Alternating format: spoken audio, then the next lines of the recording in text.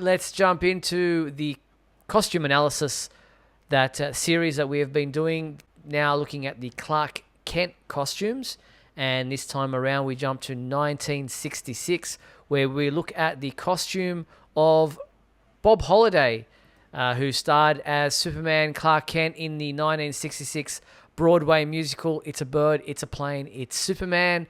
There aren't a lot of images of Bob Holliday in the Clark Kent costume, but we do have some that we can, enough for us to be able to look at and to analyze. And we start with the glasses. So we have this image of Clark Kent sitting at the typewriter at the Daily Planet, and pretty much stock standard kind of black rimmed glasses there with actual glass in them. Yeah. I like that he's wearing the hat at the desk. That's how professional Clark Kent is. He just doesn't take that hat off for anything. No, I mean it's funny because we don't have like a couple good stand up from head to toe pictures. We're kind of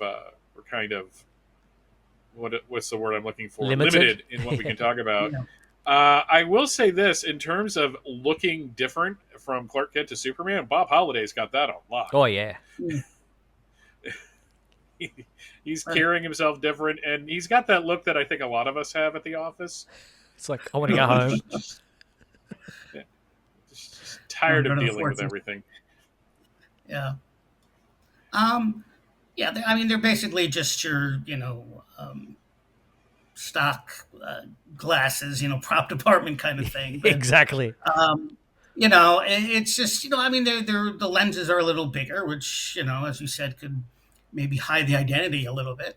I mean, he's got that whole forlorn look on his face. And then when you see him as Superman, there is a difference. Definitely. Yeah, for sure. And then we move to the hat in the same image here.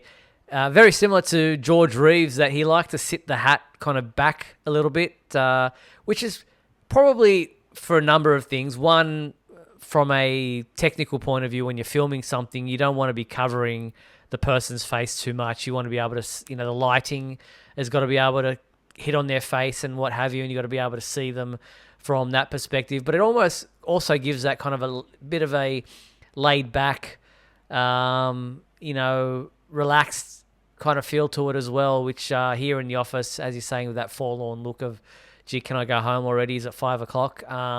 It's kind of, it sits well, but it's that's classic fedora and a little bit crumpled, but I mean, that happens when you're taking your hat on and off all the time, as they were wont to do. Mm-hmm. Yeah, I do wonder why. The one thing that I'm kind of curious about, and it's basically true of just every Clark Kent up until like Dean Cain.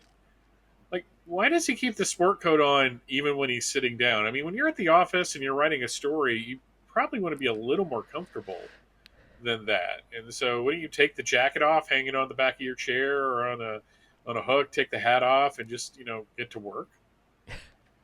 Maybe I'm overthinking this. Back then, they were so sophisticated. Yes, they always that's it. Hat and tie and jacket everywhere they went. When they were sitting, when they were eating, when they were in the shower. I mean, these guys, they were. I mean, really. I mean, watch the old movies. More or less. Yeah, you're right. I don't know about the shower, but it was not the kind of thing where you took it off, you didn't hang your jacket anywhere, or I mean, maybe your hat, they had hat racks, but pretty much you left your jacket on the whole time. You didn't go around with your dress shirt showing. But talking about there's the cap again, get a bit of a side-on view, but then you look at the suit, and we've got the tie. You can tell it's the 60s here because, there's something funky going on about the pattern in that tie. But and it's a pinstripe suit. It's not double-breasted anymore. We're in the 60s now, so it's a single-breasted jacket.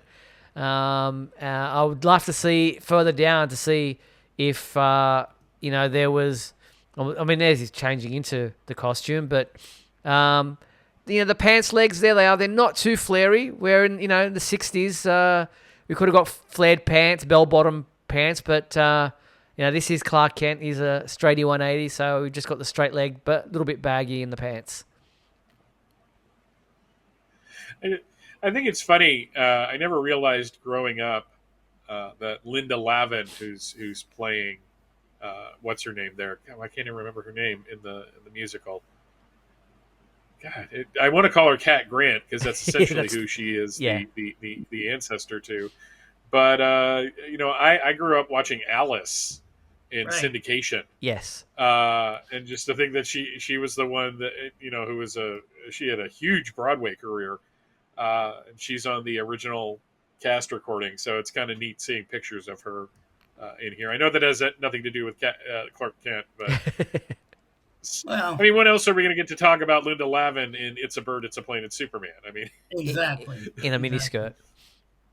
I was surprised. I was surprised too the first time I heard that she was she played a character in this show, and then I learned that she had a big Broadway career. Yeah. So that's the shirt. The suit. Who did she play? Plays a secretary. It doesn't say who she played.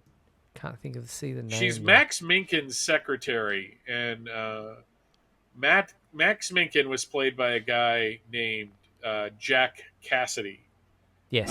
Whose son Patrick Cassidy was in both Lois and Clark, and he was Henry Small on Smallville.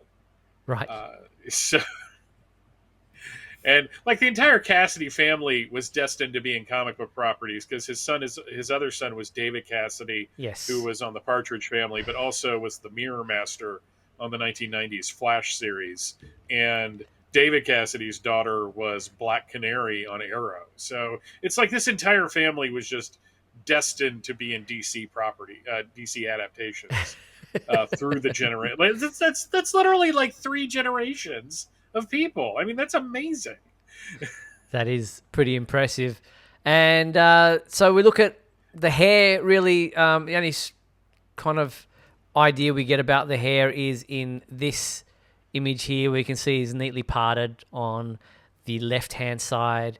Not too dissimilar from his Superman hair, other than the fact that we can see that the S-curl does drop when he is Superman, and it's coming down on his forehead there, and I think the hat probably helps that keep in place when he's playing Clark Kent. But overall, I loved Bob Holliday. Obviously, we never saw any footage other than some of the promos and commercials that he participated in. I did one as a reel recently on both our YouTube shorts and on our social media on Facebook and TikTok, and Instagram.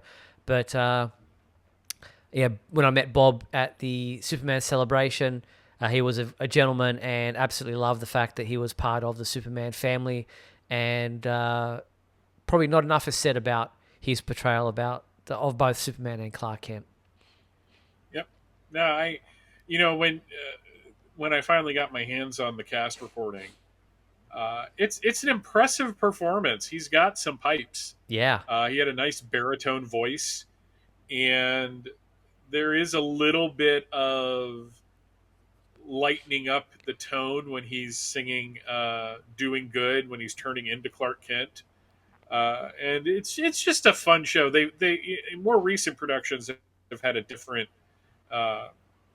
book, which is the script to a musical, and they kind of change things a little bit. But because the original, there are certain parts of it that don't age well, but. Yeah. I mean, it's just a shame that this thing didn't do as well on Broadway as I think it should have, because it had a fantastic pedigree. You had the people that did music for Bye Bye Birdie doing the music, and the book was written by David Newman and Robert Benton, who would go on to do script work on Superman 1, 2, and 3. Yep. So it's if y'all ever get a chance to listen to it, I would really recommend it. Steve's right. Bob Holliday seemed to be a really nice guy. He retired to the Poconos in Pennsylvania and became a big land developer up there, from what I understand. Yep. Bob Holliday Homes. So there you go. One thing I'll say about the show, it had a lot of heart. Yes. You know, I mean, people. I mean, Mhm. people really.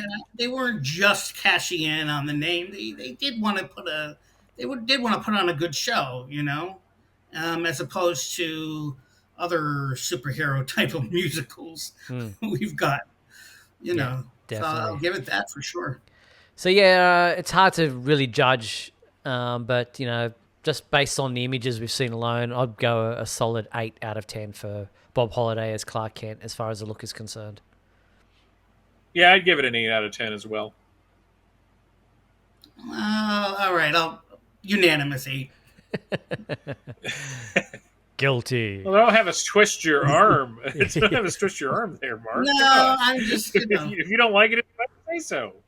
he does look like Clark Kent. He does look like what you would picture Clark Kent. Exactly. All right, so we move on to our costume analysis next week, where we have a lot to sink our teeth into when we move into the 1978 classic played by Christopher Reeve, Superman the movie. So we will look into that when we return to this series next week.